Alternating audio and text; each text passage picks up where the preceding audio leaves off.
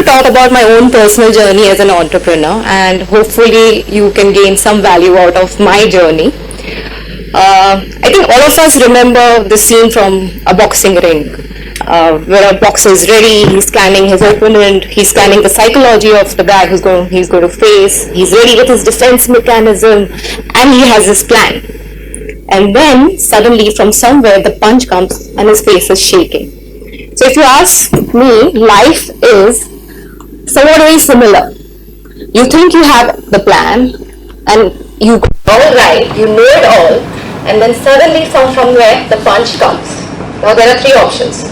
You fall, you rise, you take a nice bow, you surrender. Or the third one, your hands are up there, you won that part, and the world is cheering along with you. And this loop keeps continuing. With every phase of life, the same options will come and the same question will rise. So to begin with, I was born in a fairly loving, conservative, traditional joint family system, overprotective parents. I had freedom, but freedom with boundaries, convent education, and no boys allowed, no friends as boys allowed, no talking to boys allowed. But then the age of 16 happens, and I meet Arjun. And since I was not allowed to even be friends, my husband Arjun decides to meet my mom. And this was his words, that I need to speak to your mom, because if you don't meet me as a friend, how will you ever know what is out there in life? How will you know what it is to be with men, and what's the psychology of other people? How will you grow in life as a person? And he actually has this conversation at the age of 16. My mom, who never ever tried anything radical, a simple mom, loving mom, very conservative, comes to me and tells me the most important two things of my life and the beginning of my journey. She told me that one, not only to just follow your heart, but if you continue your friendship with this person, he's not only going to help you grow as a person, but he's going to make you very capable. So I learned two things. Don't confine yourself to a box defined by the society or your family. And I followed my inner voice. Thereon, I went to the States to do my master's in business. I was a biotech student as a background. US taught me further. I was from a simple background, never had that kind of other exposures, but US started weeding out all those insecurities, the self-doubts that I was carrying in my mind. And if I was Krishna 0.0 version, I got charged up and installed the new software, Krishna 2.0 in US. I learned one more thing about freedom. There was freedom with responsibility. US taught me that. There were a lot of interesting incidents that happened in the US, but these two particular ones are relevant to my journey as an entrepreneur. One was, there was this Russian guy in my sales and marketing. Since Sunil mentioned how important sales and marketing is, it just came to my mind. I always used to get as a student 99 and he used to get 100. And this was happening consecutively in each paper. And that's when I think I asked my professor that why is it that he gets 100, I get 99? And I'll connect this towards the later end. He said that he is a good storyteller. So it somewhere got drilled in my mind unconsciously. The second incident that happened was, we had the first year of MBA. All of us as students like you were supposed to make a presentation. The team was there, there were 80 students. It was my first presentation. We all were assigned case studies, groups were divided, and there were these group leaders. And this Russian guy who got 100 was my group leader. And he said, Krishna, you go first. I was very confident. I had, as I said, the plan in my mind, the speech ready, memorized, everything. I go confidently on the stage, I put my hand on the podium, and the first word that comes out when I looked at the crowd was an F with a K. I was frozen, and I didn't get the speech, I didn't get the presentation. I ran off the stage. The professor walked up to me and he said, very hilarious, but rules are rules, and your entire team gets minus points. I go further in that shame and embarrassment. I keep crying. That Russian group leader. And that's where I think I developed a sense of what a character can be. In that moment when I was crying, He puts his hand on my shoulder and says, "Why are you crying?" He's laughing and he's saying, "Why are you crying? School is something we will all manage at some point in our life. That burden is not yours, it's ours." But today, as an Indian girl, to say this word on the stage is so courageous. And he said, "You have given me the hilarious most moment which is going to be etched in our life for the entire life." So I learned two things at that point of time. That as a leader or as a human, it is so important to be sensitive and aware that what should be the right words that should come out of your mouth at that point of time. So it was his sensitivity, his awareness, and more importantly, it's not just about you make a mistake and you learn from it. He allowed his team members to make a mistake. So I learned that it's okay to make mistakes, but allow others to make mistakes. You learn maximum from those mistakes. And if nothing, at least there is entertainment value to it.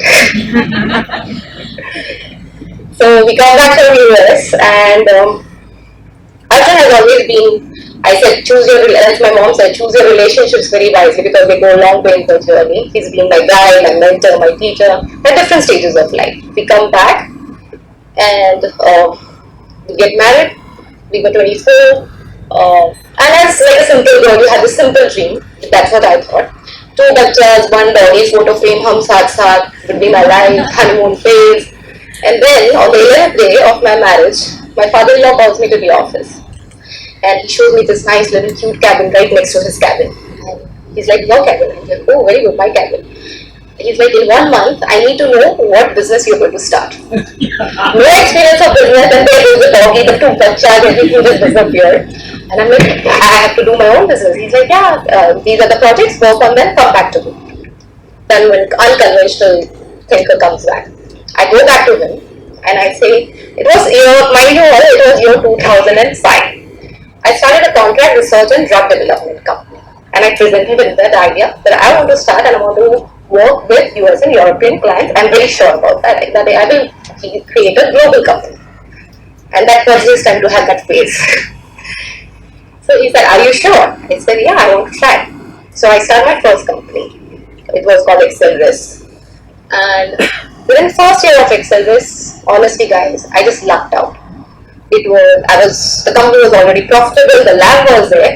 I didn't have all the equipment, but I still remember I had my US and European clients. Maybe it was close background or I don't know the reasons, but somehow it worked and my first company was a huge success. But my first success was my biggest failure of life. Because who I was, I suddenly changed. Because you can imagine a 25-year-old girl having a company and living amongst the men. What a kick it is. What a kick you feel at that age. That you are a profitable company and you suddenly become blind to all the lessons that you had learned. Be a good listener. Believe in the people who you once believed in. Right? I stopped being that person.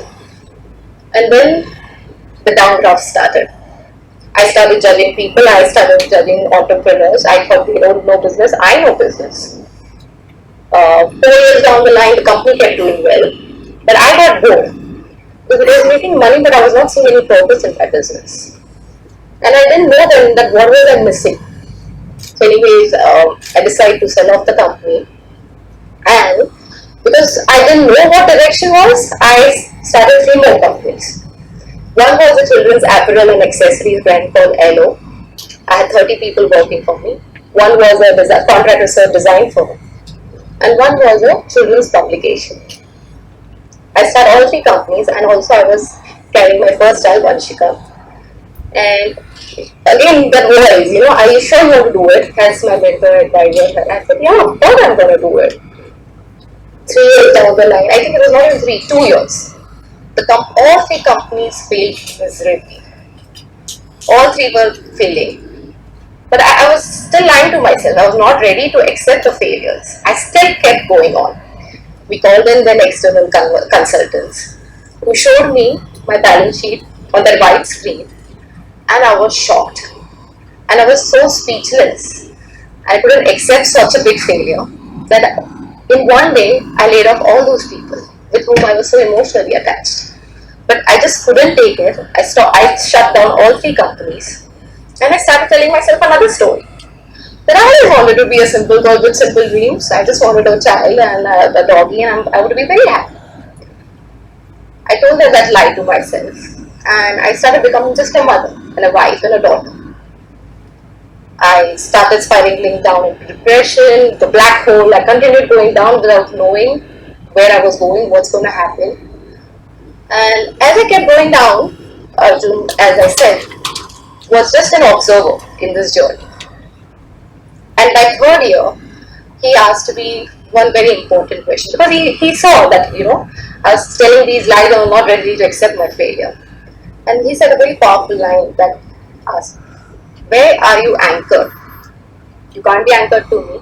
You can't be anchored to Vanshika. Where are you anchored? And then a little bit of that little push and punch. What happened to all those resilience passion that used to give to everyone? That it's in my genetics. And I think that did the trick. I took a step back. I started seeing my own life as a third party observer. And I realized the following things. That I had gone into a pattern of all confirmatory biases. I was trying to replicate the success of my first business into the rest of the businesses. I had stopped being the person, as I said earlier, who earlier used to listen to people, who used to, it's not that you listen to take a judgment or decision based on there, but you listen to sort of understand if you're going wrong someplace. I had also stopped learning as a person, and I had stopped growing because this little voice that always used to tell me the truth, I had stopped listening to that voice. And most importantly, I had also fallen into a loop of blaming and victimizing myself. And this is one lesson I think it applies to all of us, whether it's life or it's entrepreneurship or relationships. Stop blaming and victimizing yourselves. Because nobody is responsible for our life, it's us who are responsible for our lives.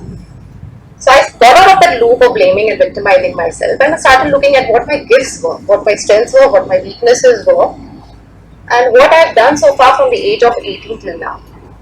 And in that entire mapping, I realized that I've been an explorer, and I'm the most joyful when I'm learning something, whether it's through business, through people. And I started evaluating each journey of my life. Like, for example, the random events. I think these random events are the most important events of a person's life. And I just had a brief talk on that with Mr. Tignath, that at 18 I was investing in shares. I don't know why. Nobody in my family was doing that. After marriage, I completed my law. I did masters in business, but then I used to do solo trips every year after my marriage, and I used to do very random courses. I didn't know where this was going. I've done courses. I've learned hypnotism. I've done graphology. I've done how design thinking should be done, how ideas are generated, and I started realizing that I was also missing the whole purpose. And that's when the Claris Capital creation happened, where I pointed out and I was told that I'm a good investor. I like to invest in people who are solving bigger problems when they are problems that are bigger than themselves. And today I can successfully say that I have a portfolio of 12 companies and 2 very successful funds. But I had to go through a very hard journey, and I had to be a very hard person on myself to reach here. And it was not easy. It's not easy to realize that so many egos are attached to your business. You think you're doing business for the world. You think you get a lot of credit to yourself, but today if you ask me, I don't think we should give so much credit to ourselves. It's best to be detached. Rather give credit to those people who were part of that journey. So be egoless. That is one learning I can say. Stop blaming and victimizing. Take responsibility for your life. God is not sitting there and deciding today इसकी pipe भी काट दो, इसको धंधे में आज खराब कर दो. It's you. It's all the thoughts that you have accumulated over the years. And as rightly said, build a good story. So before I leave the stage, I will tell one very important thing. All of us will be forgotten one day. Nobody is going to remember our names. Nobody is going to remember. Maybe I can say arrogantly Krishna will be remembered, but nobody is going to remember our names. But what people will really remember is a good story, for sure. From generations to generations, a good story gets passed on. And so build one good story for yourself, a very powerful one. which is very close to, say, inch closer to what you've done for the humanity, or solving some bigger purpose for life for everyone else other than yourself. And I think that way we all might be close to the rising collective consciousness that we are seeing today. So yes, thank you very much.